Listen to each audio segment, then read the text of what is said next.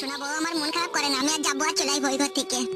তুমি আমার নতুন স্বামী, আর তুমি আমি নিরুপায় রে। শোনাবো, বাবা শালো বিচার করে দিয়েছে, এখন ওর কাছে একবার দুবার শুতেই হবে, নাহলে সব আবার ঝড় পাকিয়ে দিবে। তুই কত রাত পর্যন্ত থাকবে আর ঘরে তুমি? দেখ না, 10-11টা পর্যন্ত থাকবো, তুই পালাই আইবো, বড় ভালো ঘুমিয়ে যাবে, তোর কাছে পালাই আইবো। ভালো লাগে না, অমন করে না। শোনা আমার লক্ষ্যে, শোনা আমার চুলকু পুলকু পাখি, ভালো চুলকু পুলকু পাখি, আমার কাছে শুবে নাকি আবার ওই ঘরে শুতে যাবে? অত অধৈর্য হইলে হবে সোনা বিবি আমার?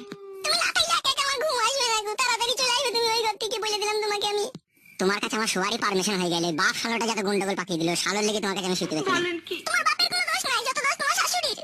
ও মাকে তো পাকানে মলম লাগিয়ে দেবো আমি, দাঁড়া, এটা আমার হাতে সময় আসতে দে। খান কি মাগিটা এমন করে না? তাড়াতাড়ি আয় এই ঘরে।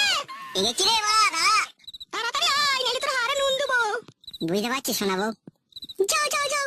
তুমি আবার রাগ করলা নাকি আমার উপর? আমি কেন রাগ করবো তোমার উপর? তাইলে তুমি আবার বলছো যাও যাও যাও, আমি কি যেতে চাইছি জোর জবরদস্তি